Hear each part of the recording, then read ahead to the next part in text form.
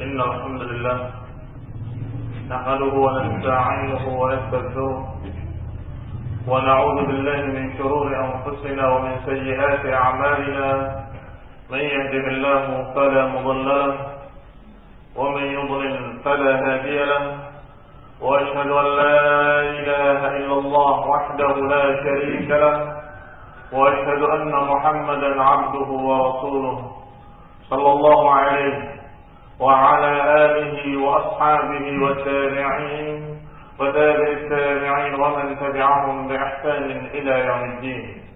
يا أيها الذين آمنوا اتقوا الله حق تقاته ولا تموتن إلا وأنتم مسلمون. يا أيها الناس اتقوا ربكم الذي خلقكم من نفس واحدة وخلق منها زوجها وبث منهما رجالا كثيرا ونساء، واتقوا الله الذي تساءلون به والأرحام إن الله كان عليكم رقيبا. يا أيها الذين آمنوا اتقوا الله وقولوا قولا سديدا يصلح لكم أعمالكم ويغفر لكم ذنوبكم، ومن يطع الله ورسوله فقد فاز فوزا عظيما. أما بعد، فإن خير الحديث كتاب الله، وخير الهدي هدي محمد صلى الله عليه وعلى آله وسلم، وشر الأمور محدثاتها، فإن كل محدثة بدعة وكل بدعة ضلالة وكل ضلالة في النار. Ikhwani fi din, a'azzakumullah, kaum muslimin dan jemaah yang berbahagia. Alhamdulillah, kita bersyukur kepada Allah Subhanahu wa taala yang memberikan hidayah kepada kita menjadi muslimin, mukminin yang beriman kepada Allah dan Rasul-Nya. Dan kita dalam syukur pada Allah Subhanahu wa taala adalah dengan menjaga kenikmatan yang Allah berikan agar kita istiqamah di atas tauhid dan sunnah dan terus berada di atas iman wal Islam. Maka kita harus memperhatikan perkara yang akan merusak, yang akan mencabut kenikmatan tersebut, yang akan menyeret kita keluar dari kenikmatan yang telah Allah berikan, yaitu al-hawa, hawa nafsu, yang Allah Subhanahu wa taala telah menyatakan, wa amma man khafa maqama rabbih wa naha an-nafsa 'anil hawa fa innal jannata hiyal ma'wa. Kata Allah, adapun orang yang takut kepada kedudukan Rabb-Nya dan menjaga diri dari hawa nafsunya, maka Allah Subhanahu wa taala telah mempersiapkan jannah untuknya. Maka Allah dalam ayat ini Allah Subhanahu wa taala mempersiapkan jannah sebagai ma'wa al-mu'minin, sebagai ma'wa mereka, tempat mereka, yaitu orang-orang yang yaqara maqam Rabbi, yang takut kepada kedudukan Rabb-Nya, takut kepada Allah, dan dalam keadaan menjaga dirinya dari hawa nafsunya. Ikhwan fillah, azakumullah, setiap khatib di mimbar-mimbar, setiap dai berbicara selalu mengingatkan agar berdoa kepada Allah Subhanahu wa taala, berlindung, na'udzubillah min syururi anfusina, dari kejelekan hawa nafsu kita, menunjukkan bahwa perkara besar, perkara yang akan merusak keislaman seseorang, perkara yang akan merusak keimanan seseorang, dan perkara yang akan mencabut kenikmatan besar yang telah Allah berikan. Allah Subhanahu wa taala telah memberikan kenikmatan yang sangat besar ketika seorang menjadi muslim mukmin, apalagi terbimbing ke dalam sunnah, apalagi terbimbing ke dalam jalan salafus saleh, maka sungguh nikmat yang Allah berikan kepadanya azimah, sangat besar yang Allah berikan kepadanya. Maka dia harus menjaganya ekstra hati-hati, jangan sampai Allah Subhanahu wa taala mencabutnya kembali dan menyeretnya ke dalam kesesatan, dalam kekufuran, dalam penyimpangan. Yang namanya hawa telah menjerumuskan kaum musyrikin ke dalam kesyirikannya, dan Allah Subhanahu wa taala membicarakan tentang mereka, orang-orang musyrikin, iyattabi'una illa dhann wa ma tahwal anfus. Kata Allah, mereka tidak lain kecuali mengikuti dhann, prasangka, dan juga wa ma tahwal anfus, dan apa yang dimaui hawa nafsu mereka sendiri. Artinya mereka menjadi kufur, syirik, menjadi musyrikin karena hawa nafsu. Dan juga Rasulullah sallallahu alaihi wasallam menggambarkan perpecahan umat dan juga dikatakan penyebabnya hawa nafsu sebagaimana lafaz yang diriwayatkan oleh Ibnu Asim dalam kitabnya Sunnah. Bahwasanya Rasulullah sallallahu alaihi wasallam menyatakan bahwa istaraqatil Yahudi berpecah menjadi 71 golongan fil ahwa. Dan juga Nasrani berpecah menjadi 72 golongan fil ahwa. Dan juga umat ini akan berpecah menjadi 73 golongan fil ahwa. Semuanya karena hawa nafsu, semuanya karena hawa. Maka ketika kita melangkah sesuatu, berbicara sesuatu, atau ketika kita bersikap dengan satu sikap, hendaklah kita bersanad dengan dalil, dengan hujjah, dengan qala Allah wa qala Rasul. Kenapa kamu adil atau tidak adil? Karena Allah, karena Rasul. Kenapa kamu berangkat atau tidak berangkat? Karena ayat, karena hadis. Kenapa kamu bersikap seperti ini pada bulan? Kenapa kepada bulan? Karena ayat, karena hadis. Dan jangan berbuat sesuatu apapun kecuali karena Allah dan Rasulnya, karena ayat dan karena hadis, karena hujjah. Jangan karena hawa nafsu, karena kemarahan, karena kejengkelan, atau karena berbagai macam perkara-perkara yang merupakan kepuasan hawa. Hawa nafsu adalah seluruh apa yang menyelisihi qala Allah wa qala Rasul. Ketika Imam Syafi'i rahimahullah mendefinisikan apa yang namanya hawa, maka beliau menyatakan kullu ma khalafa, semua yang menyelisihi syariah, semua yang menyelisihi hukum Allah, maka itu adalah hawa. Kemudian Imam Syafi'i rahimahullah membawakan ayat Allah Subhanahu wa taala di dalam Al-Qur'an, "Fa in lam yastajibu laka fa'lam." Kalau mereka tidak mau mengikutimu, fa'lam annama yattabi'una ahwa'ahum. Kalau mereka tidak mau mengikuti engkau wahai Rasul, maka ketahuilah bahwa mereka tidak lain kecuali mengikuti hawa nafsu mereka sendiri. Wa man adallu mimman ittaba'a hawahu bighairi hudan min Allah. Siapa yang lebih sesat dari mereka-mereka yang disesatkan oleh orang-orang yang mengikuti hawa nafsunya sendiri tanpa petunjuk.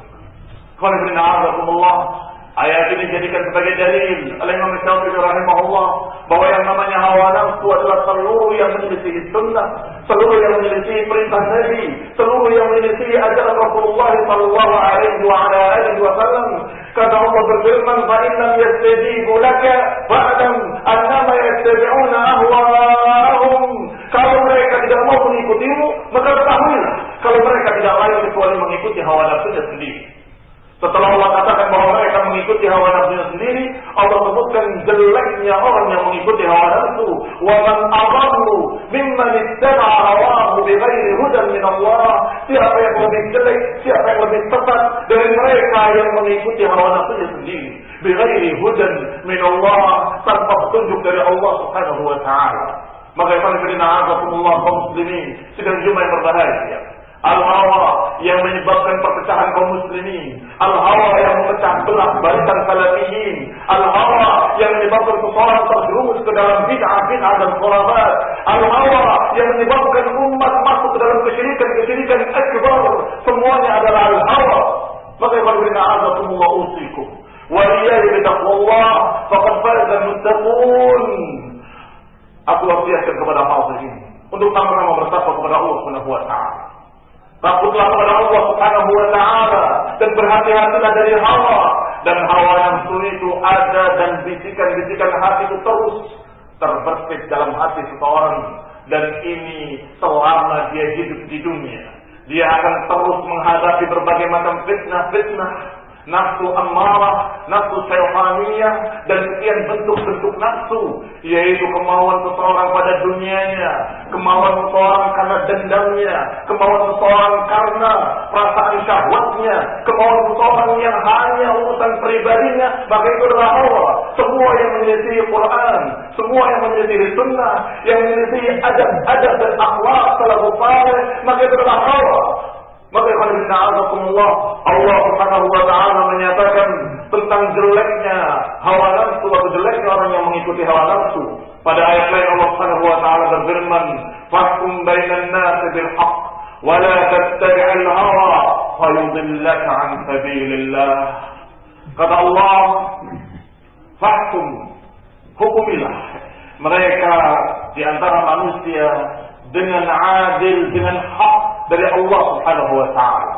Wala tattabi'il hawa, dan jangan mengikuti hawa nafsu. Fayudillaka 'an sabilillah, kan niscaya engkau akan disesatkan dari jalan Allah." Maka Allah, kalau kita bersyukur dengan kenikmatan yang Allah berikan, kenikmatan tauhid was sunnah, kenikmatan Islamul iman, kenikmatan kita mendapatkan dari Allah Subhanahu wa taala bimbingan dengan ayat dan hadis, maka jangan sampai tercabut kembali dengan kita mengikuti hawa dari yang paling kecilnya. Jangan sampai kita mengukur sesuatu dengan hawa, dan Allah perintahkan fahkum bainan nasi bil haqq, hukumilah manusia itu dengan kebenaran. Kenapa saya begini pada fulan? Apakah karena hawa nafsu atau karena ayat dan hadis? Kenapa saya demikian kepada fulan atau kepada Allah? Atau kenapa kita berada di sini, kenapa tidak di sana? Kenapa kita berada bersama mereka, tidak bersama mereka? Semuanya harus dijawab dengan hujjah, dengan dalil. Kalau tidak ada hujjah, tidak ada dalil, maka kita harus merubah sikap kita. Mau tidak mau, dan kita harus tunduk pada Allah wa qala Rasul, dan bisa mengalahkan hawa nafsunya, bisa menundukkan hawa nafsunya, dan bisa dia dalam keadaan menguasai dirinya sendiri. Jangan mau dalam keadaan diseret oleh hawa nafsu dan syaitan. Jangan mau diarahkan oleh syaitan dan hawa nafsu ke arah-arah yang sesat, ke arah-arah yang menyelisihi hikmah, menyelisihi qala Allah wa qala Rasul.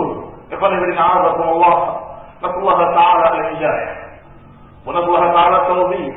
ونسأل الله تعالى أن يجعلنا من الذين يستمعون القول فيتبعون أحسنه. آمين. وصلى الله على محمد وعلى آله وأصحابه وسلم تسليما كثيرا.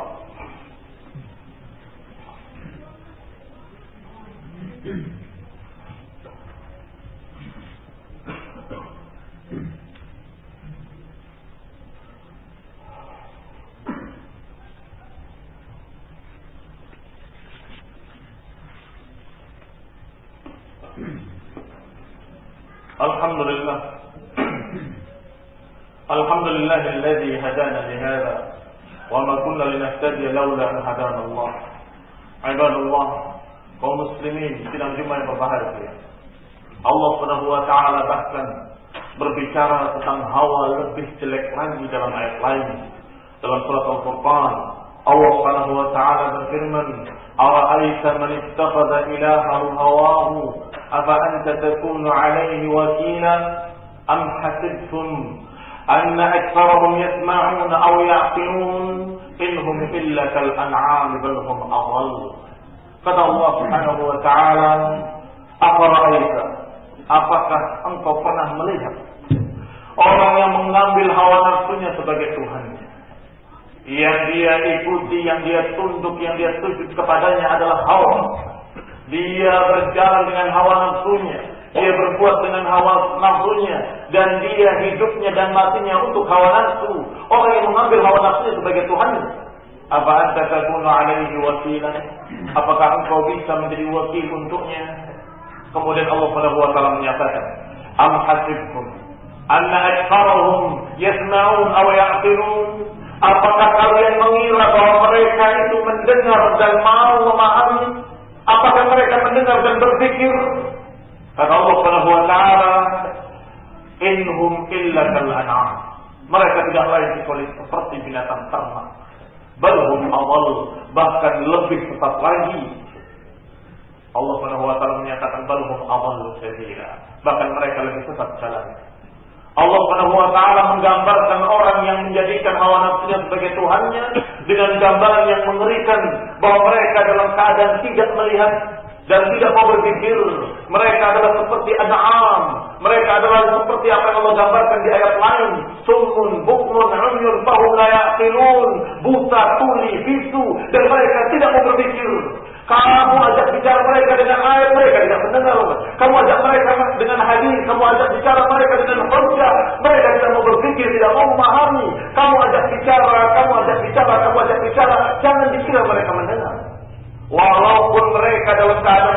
ketaataanmu, dalam keadaan dekat denganmu, ketika kamu berbicara dengannya dengan qala Allah wa qala Rasul, am hasibtum anna aktsarahum yasma'un? Apakah kalian kira bahwa mereka itu mendengar? Atau kebanyakan mereka mau mendengar? Kata Allah, jangan mengira kalau mereka itu mendengar dan mereka memahami. La, inhum illa kal'an'am. Seperti kamu berbicara dengan an'am, dengan binatang-binatang ternak. Kamu ajak bicara, mereka tidak ngerti apa-apa. Kamu ajak bicara dengan halal dan haram, dia tidak ngerti apa-apa. Kamu ajak bicara dia dengan hujjah, dengan dalil, dengan ayat dan hadis, maka pasti tidak akan bisa paham. Maka Allah, betapa jeleknya mereka yang mengikuti hawa nafsu dan menjadikan sebagai Tuhannya. Jadi ini gambaran yang paling mengerikannya, gambaran yang paling puncaknya. Dan jangan dikira kalau orang mengikuti hawa nafsunya pada satu perkara atau pada dua perkara, bahwa mereka tidak akan sampai ke sana. Karena sesungguhnya setiap perkara itu akan berjalan ke sana dengan sedikit demi sedikit. Orang yang mengikuti hawa nafsu akan terseret ke arah sana, ke arah apa yang Allah gambarkan pada suatu saat. Ketika dia sudah membiarkan dirinya mengikuti hawa nafsu, terus sekali, dua kali, tiga kali, dan terus dia merasa asyik dengan hawa nafsunya, puas dengan hawa nafsunya, sampai pada saat tertentu dia menjadi abidul lil hawa, menjadi penyembah hawa nafsu. Ara'aita man ittakhadha ilahahu hawahu? Apakah kau pernah melihat orang yang menjadikan hawa nafsunya sebagai Tuhannya? Kata Allah, mereka dalam keadaan tidak mendengar, tidak mau berpikir, dan mereka dalam keadaan seperti binatang ternak. Berhum adallu sabila. Dan kemudian Allah juga mengatakan dalam ayat lain, afara'aita man ittakhadha ilahahu hawahu wa adallahu Allahu 'ala 'ilmin? Tidakkah engkau melihat orang-orang yang menjadikan hawa nafsunya sebagai Tuhannya dan Allah sesatkan dia 'ala 'ilmin? Yang tadi disifati la yasma'u la ya'qilun, sedangkan yang kedua ini disifati dengan bahwa mereka adallahu Allahu 'ala 'ilmin. Allah sesatkan dia di atas ilmu. Wa qatama ala sam'ihi wa qalbihi, dan ditutup oleh Allah Subhanahu wa ta'ala ala sam'ihi wa ala qalbihi wa ja'ala ala batnihi ghishawah. Allah tutup hatinya, Allah tutup telinganya, dan Allah berikan tutupan pada matanya. Maka mereka summun bukmun umyun wa hum la yarji'un. Mereka menjadi buta, tuli, bisu, dan hatinya mati. Hatinya kaku, beku, dan dia tidak bisa berpikir dengan pemikiran yang sehat. Tidak bisa memahami dengan hatinya. Ayat qaul. Dan Allah Subhanahu wa ta'ala menyatakan, faman yahdihi min ba'dillah. Siapa yang bisa memberikan petunjuk kepadanya setelah Allah sesatkan dia? Siapa yang bisa membimbingnya ke arah hidayah kalau Allah sudah sesatkan dia? Allahu 'ala 'ilmin. Kenapa Allah biqada'ihi wa qadarihi menjadikan dia sesat walaupun dia mengerti ilmu? Karena dia menjadikan hawa nafsu sebagai Tuhannya. Dia manutnya hanya pada hawa nafsu, tunduknya pada kemauannya sendiri. Pokoknya saya mau begini, pokoknya saya benci, pokoknya saya tidak suka, pokoknya. Itu bukan dalil, itu bukan hujjah, dan itu bukti kalau engkau mengikuti hawa nafsu, mengikuti selera pribadinya sendiri, kepuasan hawa nafsunya sendiri. Ittaqillah ayyuhal muslim. Ittaqillah, bertakwalah kepada Allah Subhanahu wa ta'ala. Jangan sampai Allah Subhanahu wa ta'ala mengembalikan kita kepada kekufuran. Jangan sampai Allah mengembalikan kita kepada kesesatan. Jangan sampai Allah Subhanahu wa ta'ala menyeret kembali keluar dari tauhid, keluar dari sunnah nabawiyah. Na'udzubillah, Allah timpakan dia dengan kerendahan dan kehinaan. Maka Allah, usikum wa iyaya bitaqwallah. Aku wasiatkan kepada hadirin untuk sama-sama bertakwa kepada Allah Subhanahu wa ta'ala, untuk takut kepada Allah dan bertakwa kepadanya, dan kemudian berupaya untuk bisa mengalahkan hawa nafsunya, berupaya untuk bisa menundukkan hawa nafsunya, dan dia berjalan di atas hujjah, berbicara di atas hujjah, bersikap di atas hujjah, ucapannya dengan dalil, perbuatannya dengan dalil, dan juga sikap-sikapnya dengan dalil. Allah wa qala Rasul. Qala Allah Ta'ala al-hidayah wa rahmah. ونسأل الله تعالى أن يهدينا ويهدي المسلمين إلى سواء السبيل، ونسأل الله تعالى أن يجعلنا من الذين يستمعون القول فيتبعون أحسنه. اللهم إنا نسألك رضاك ونعوذ بك من سخطك وغضبك وتوفنا مع الأبرار. اللهم صل على محمد وعلى آل محمد كما صليت على آل إبراهيم إنك حميد مجيد، وبارك على محمد وعلى آل محمد كما باركت على آل إبراهيم إنك حميد مجيد. سبحانك اللهم وبحمدك، أشهد أن لا إله إلا